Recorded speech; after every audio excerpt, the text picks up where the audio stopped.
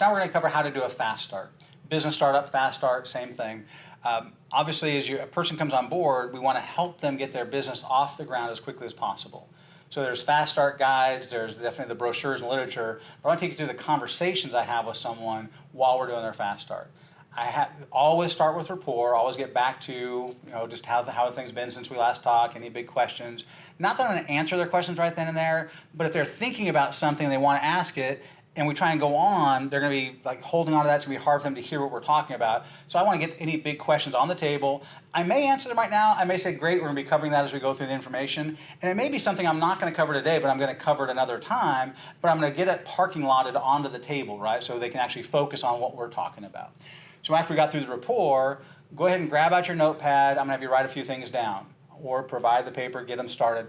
And I have them write these things down in a checklist form on their notepad. Dreams and goals. Underneath that, and I don't have them leave any space, I put everything right underneath each other, just like a checklist. Restaurant analogy and baseball analogy. And I tell them at that point, don't worry, no one's grading your handwriting, no one's grading your spelling, so they're not turning this into me, it's their own checklist, right? Restaurant analogy, baseball analogy. After that, police officer story.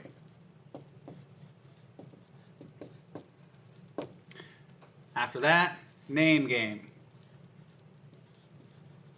Yes, we're going to be playing games today. Smile. Macho bad. Underneath macho bad, scripts. Underneath scripts, champion's path.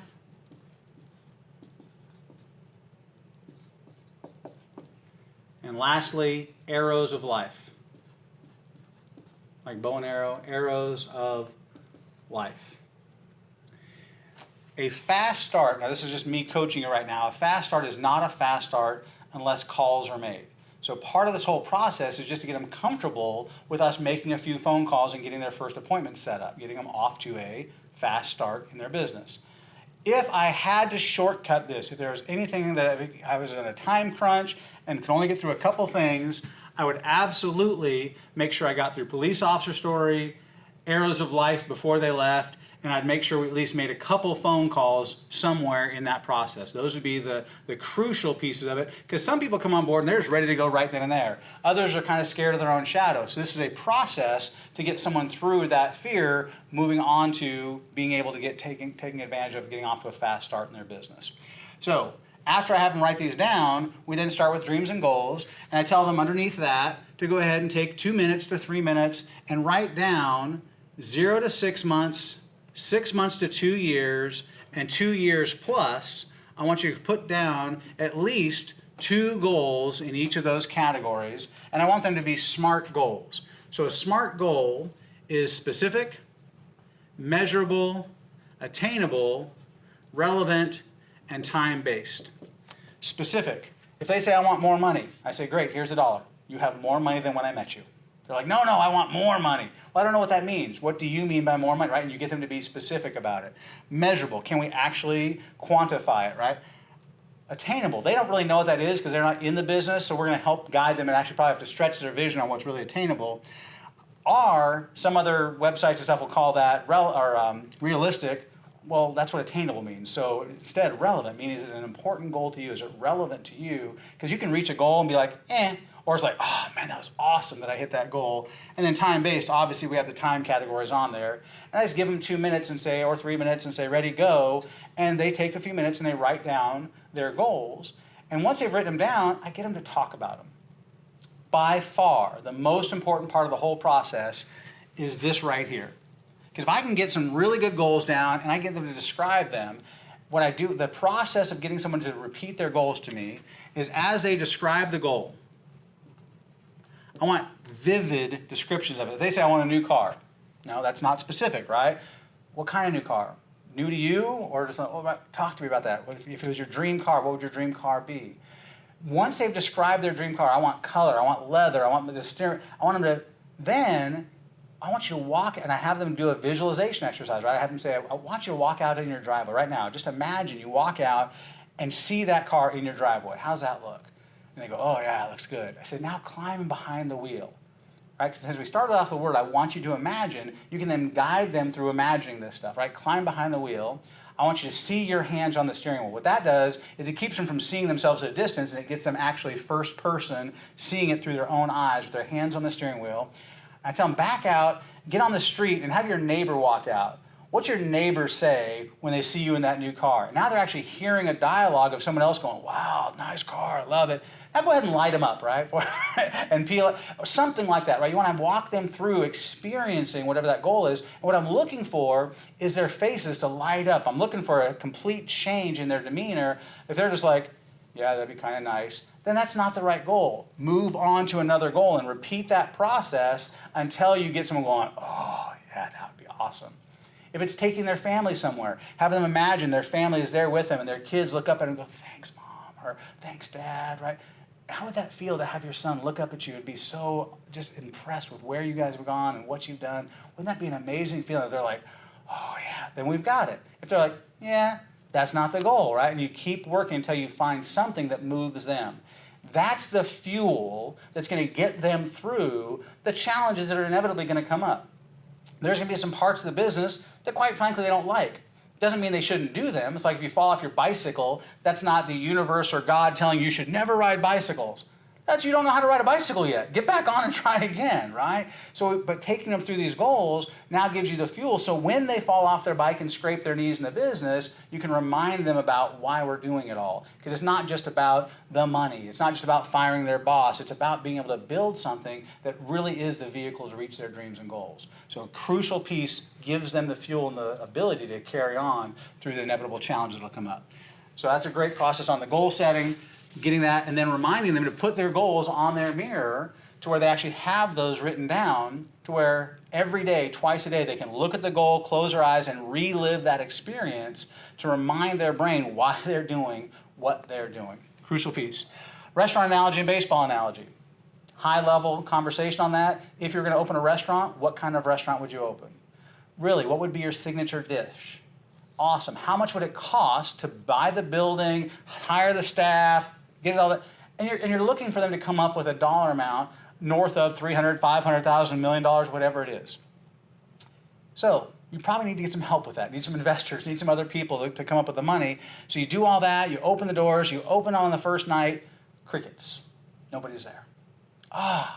Forgot to have a grand opening. Why do you have a grand opening? Not so everyone who comes to the grand opening is going to eat your food every night and keep you in business. You have a grand opening so they can come try the food, and if they like it, when they're at work tomorrow, someone says, oh, I want to take my wife out to dinner. Oh my gosh, Tom's got this amazing new restaurant. You got to go try it out.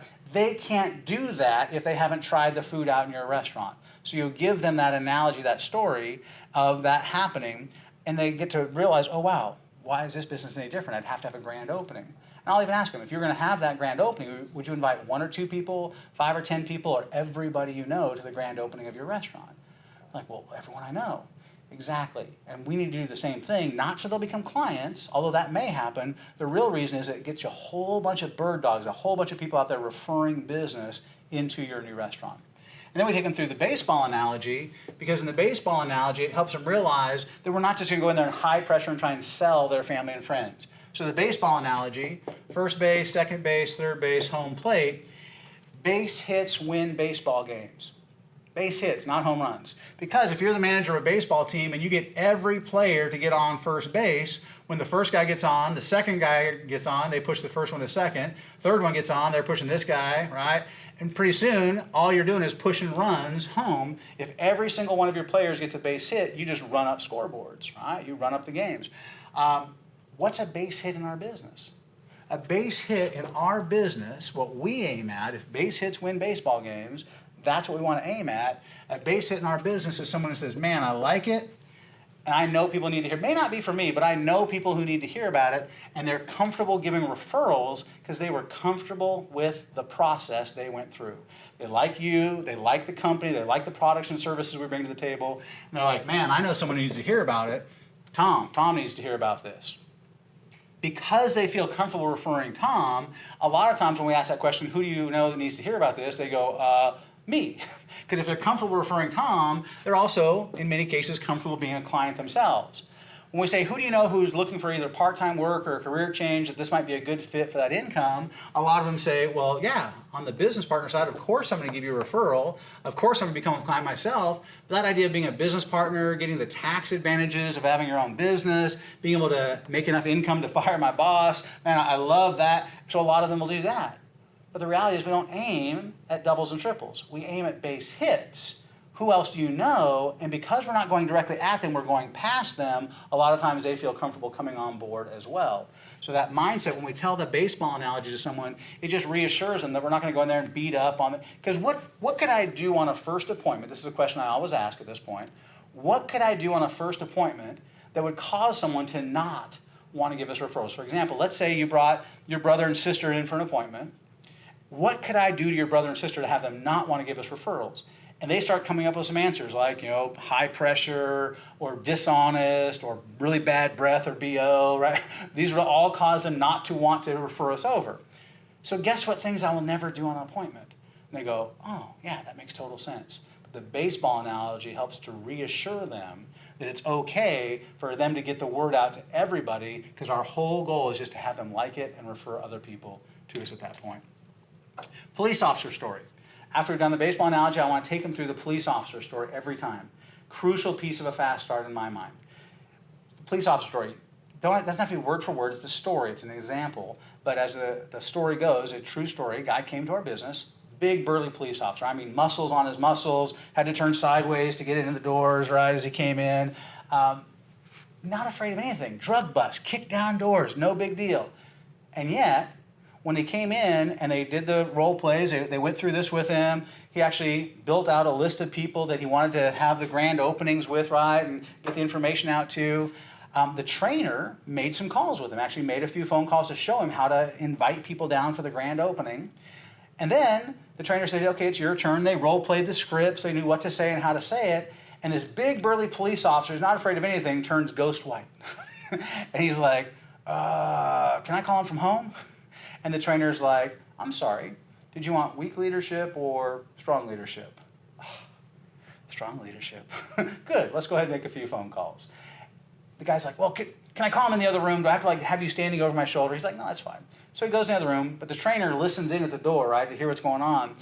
And this guy calls his best friend in the world. He calls his best friend, and this is what this phone call sounds like.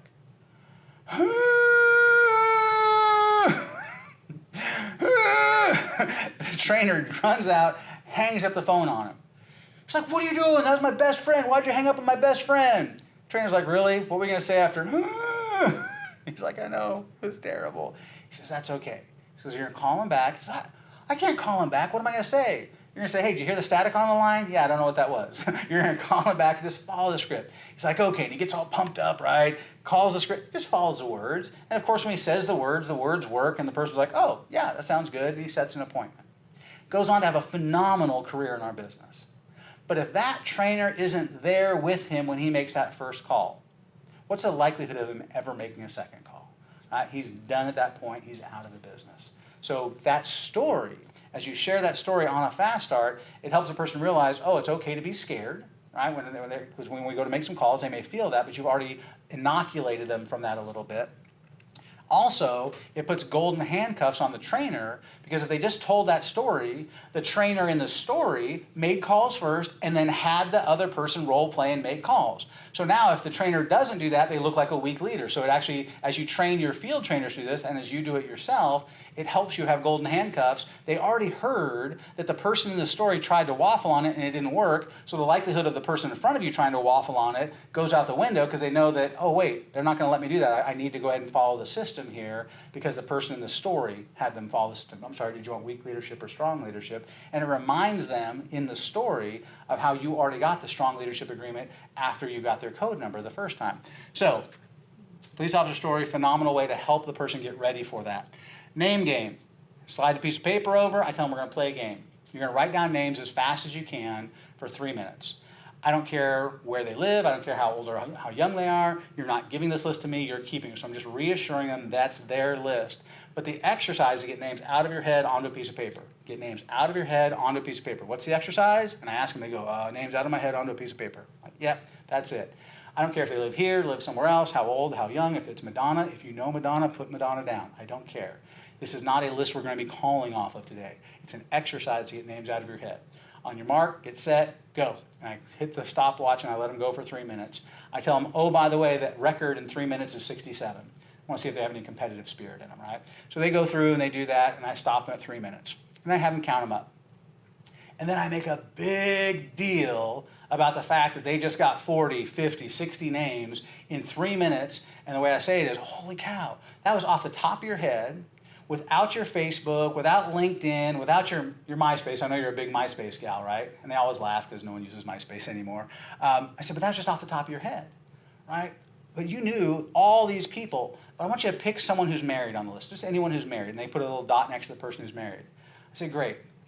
That person knows just as many people. When they got married, there were probably over 100 people at their wedding. If their kids play soccer, if their kids are in any sports, they know all the other moms. So even if we showed them what we do, just like that restaurant analogy and baseball analogy, if we showed them what we do you see all these people you know, or if they just referred 5 or 10 people apiece, if you had 50 names down and they referred 10 people apiece, that's 500 new people to talk to. I just want you to understand you can never run out of people. One of people's biggest fears is they might run out of people to talk to.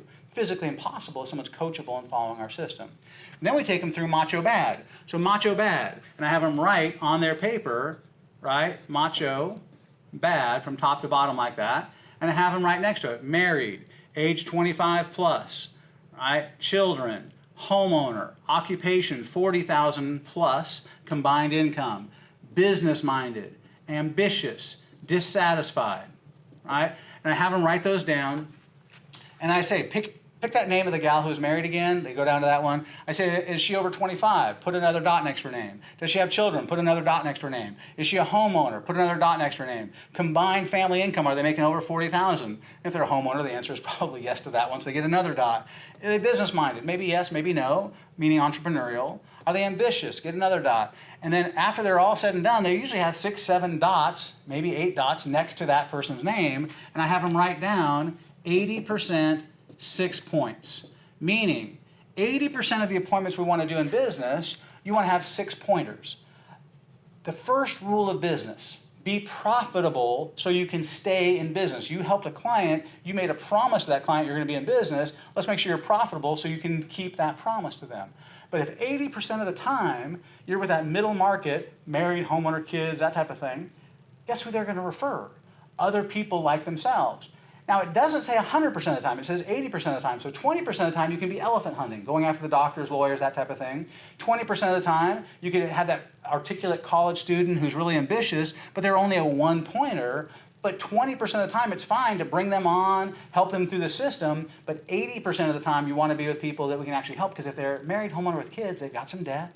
They've got a mortgage payment. They'd like to be debt-free at some point. They've got kids that they'd like to have some education funds or some funds for the marriage or different types of things. They'd like to have some money set aside for their kids. In other words, they have needs for the products that we have right now, and we can help them immediately. It's low-hanging fruit. We can make a dramatic difference in their life immediately, and that's who we're going to get referrals from. And that gives you the time and financial freedom to either do some elephant hunting or go save the world, right, either side. But you've got to have 80%, and that resonates very well with people as you go through that. We then take them through the scripts. And there's actual scripts that are in your manuals, so follow the scripts. I have them write out 2 scripts personally. The one script I have them write down, I tell them this is the #1 script of all. I saw it, and I have them touch their cheek. I saw it. It looks good. I have them hold their thumb up and say, it looks good. Point at, you need to see it. I saw it. It looks good. You need to see it. That's the #1 script of all. I saw it. It looks good. You need to see it. And it could be either direction. It could be the client side or the business side. On the client side, man, I saw some amazing products, guarantees, blew me away. You need to see it. Or from the business side, man, I saw this business expanding the area, looking for good people. I think you'd be a great fit. You need to see it. Any other questions a person asks you, you say, great question, that's what the appointment's for. That's the #1 script of all. Because think about it. And I tell this story every time. If I'm your best friend, and you're going to the movies on Friday, and I'm like, yeah, I'm kind of tired. And you're like, oh, come out to the movies with us. Yeah, I don't know, it's been a tough week. What would you say to your best friend? Shut up. Come on, we're going to go to the movies. nicely, right? But you'd encourage them, you'd reassure them, and you'd encourage them to come along at that point. That's the number one way to set an appointment. Because remember, people, when we first talk to them, they're supposed to be a little, I don't know, I'm not sure, because they don't know what's going on. Why? It would be weird if they weren't a little bit, really, what is this? So just all they need is you to put your arm around them verbally and say, no, this is good, right? Come and take a look at it. And if they ask you questions like, well, is this one of those deals, or right, would I get you involved in that? Really, would I put you through something like that? Right? Just reassure them and encourage them to come along. And you'll hear story after story over and over of people who were a little bit hesitant to come to a meeting or come sit down with a one-on-one, who then thank the person profusely. Oh my gosh, I had no idea what I was saying no to. And that's just it. They don't know what they don't know, right? So when someone says no to you on setting an appointment, just pretend they said, no, I don't know enough to say yes to that, and all you need to do is reassure them and encourage them to come in so they will know more, and they'll thank you after that's all said and done. So that's the number one script of all. Next script, obviously we have the Ethor script and other scripts inside the training manuals. Use those. One that we use for references is the reference script, and it goes like this. Ring, ring. Hi, Tom answers the phone. Hey, Tom, you don't know me. This is Kevin, but you know Mary, right? Great, because Mary put you down as a reference. So it's good that you know her. By the way, she recently took a position with our financial services firm, and I just need to ask you a few questions. I don't ask them, can I just make a statement, and I need to ask you a few questions. I pause, and they go, okay. I like not getting rejected. I don't teach things that will get you rejected. Then I just go into 3 questions about Mary, right? So tell me a little bit about Mary's work ethic. Oh, she's a great worker, she's a hard worker, right? Really, tell me more about that. Why do you say that? Give me an example, right? And they sell me on her work ethic. Awesome. How about her ability to get along with other people? Tell me a little bit about that. Oh, she's great with people. I worked with her in this environment. She did this, that, the other. Awesome. And what about her integrity? We're a financial services firm, so integrity is obviously important to us. How would you describe her integrity? I mean, if she got a big deposit or a big investment, do I have to worry about her like disappearing across the border? No, she'd never do that. Unless she took me with her. But no, she'd never do that, right? Great, you pretty much confirmed everything we felt about her. Otherwise, we wouldn't have extended the position to her. By the way, while I've got you, she's in our training program, which includes getting her licenses, but also doing some practice appointments to get the butterflies out of her system. Or she's in our training program, getting her licenses, and she needs to have a few people come take a look at what she's doing to be a potential source of referrals. Either one of those on the second half. And she said that you'd probably be nice enough to help her out by being one of those practice appointments or by being one of those people who comes and takes a look at what she's doing. You'll help her out, won't you? What are they going to say? They just spent 2 or 3 minutes selling me on what a wonderful person she is. Their own psychology won't allow them to then say, no, I would never help her, right? That just doesn't make any sense. So of course they say, oh, sure, I'd be more than happy to help her out. So being able to use the reference script, and I actually make some calls with them where I call people right there in front of them, set some appointments, and then we role play the scripts and have them make a couple phone calls. So we probably set 2 to 4 appointments before they've even walked out the door from their fast start. They know that it works at that point. They've already got some success on their calendar. They know that there's a next step that's happening. Their believability is going through the roof because they see the results right then and there. Champions Path, we then walk through why it's important to get appointments done in their first 30 days. While they're getting licensing, they want to run as many appointments as possible while they're getting licensed. And you want to run through why that's true, because I can't pay them financially while they're getting licensed because they don't have a license. I can reimburse them for the licensing once they have it, but I can't pay them while they're getting licensed. But I can. I just can't pay them financially, but I can pay them with promotions. In other words, I can move them to a higher contract during that first 30 days. So giving them some promotions for it, getting their appointments done, getting their first associates on board, building a team. We do 3-3-30, 10-10-30, 25-25-30. We're able to show them how we can actually help promote them. So every appointment they pay into the system during their first 30 days is actually more valuable than waiting until they're licensed. Because even the clients that take advantage of that, it's better because that's a client, their potential business partner, there's all the referrals we got that then make their first month license. They have this huge pool of people that we've helped build for them during that first 30 days. And it pays the field trainer for being the field trainer.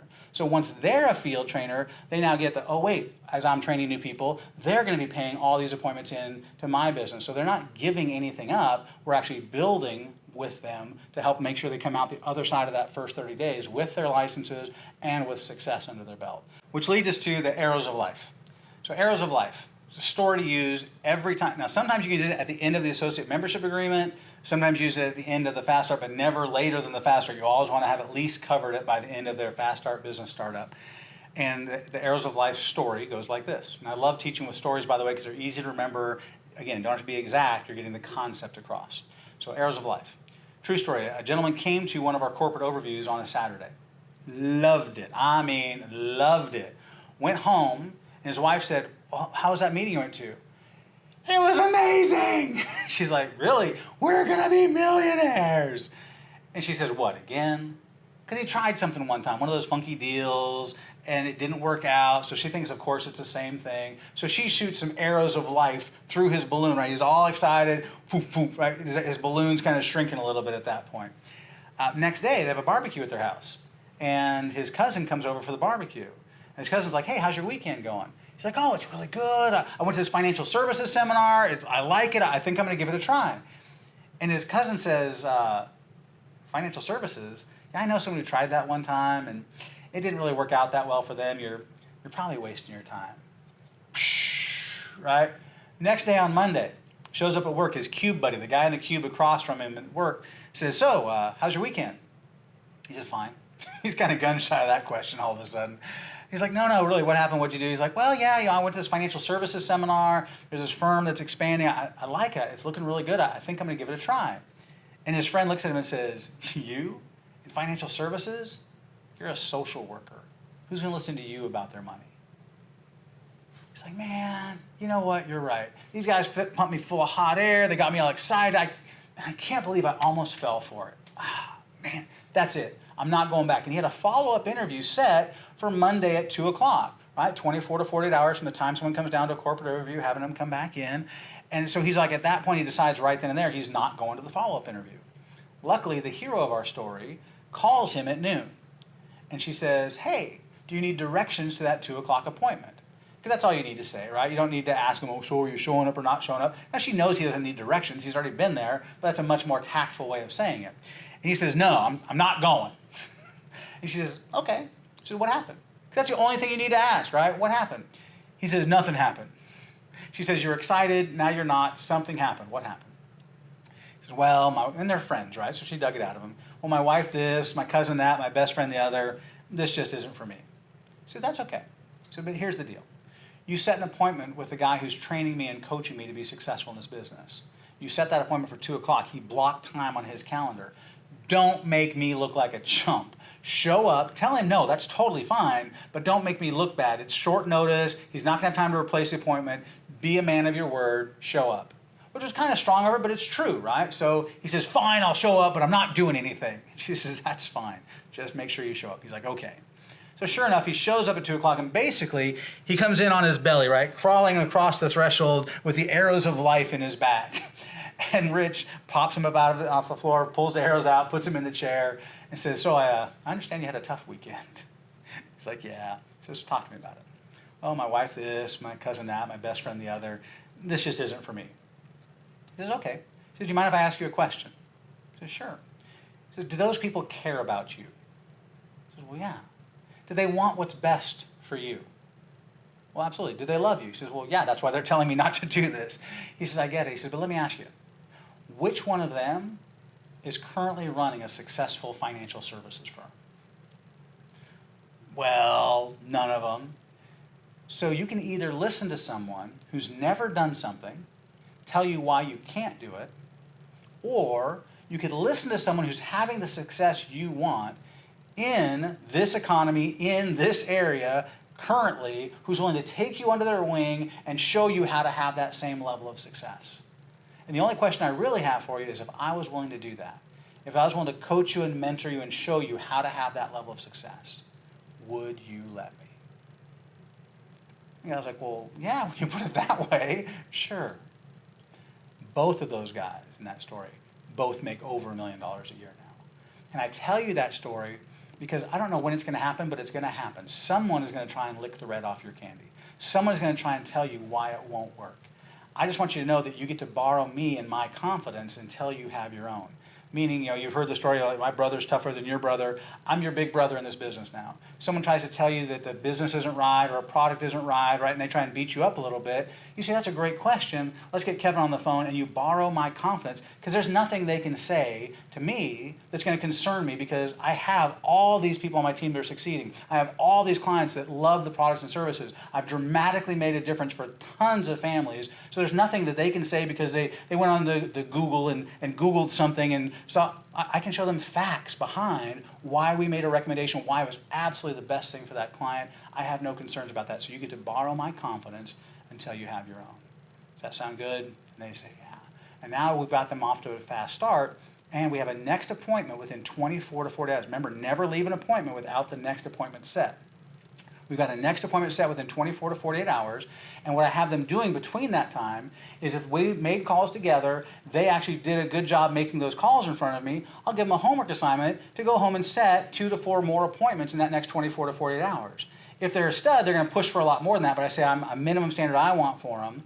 And then we get back together, and they either did it or didn't do it. If they did it, high five, great, let's do 2 to 4 more. If they fell short of their commitment, I then take back over and I make a few calls with them, have them make a few more calls in front of me, give them any tweaks or adjustments, and give them another 24 to 48 hours. But what we have is never more than 24 to 48 hours before getting back in front of them, and we're getting results for them. Because basically, when they leave out, their tire is going to start to go flat. And within 24 to 40 hours, you've got to get a tire pump back on it. You can do it, you can do it, you can do it. Here's some success, here's some success, here's some success. And then they're going to go out excited again, and then life's going to happen. And it's that process until we can get them their first $1,000 in their pocket. The company statistics show as soon as we've got them at least $1,000, at that point their believability goes through the roof. They know, and they're going to stick it out for at least a year. And if they stick it out for at least a year, they're going to be able to come to enough trainings, go to enough events where they're going to see the bigger picture, and they're going to have the chance to build a business as big as they want. So my goal in those first times I'm meeting with them is just to make sure that every 24 to 48 hours we're back in front of them doing something to get them a little bit more success, another little notch, another little success, another little notch, and keep moving them down that path so that I can get them to the point where their dreams come true. Fast start your people. Make sure you get them off to a fast start. Help them start winning as quickly as possible.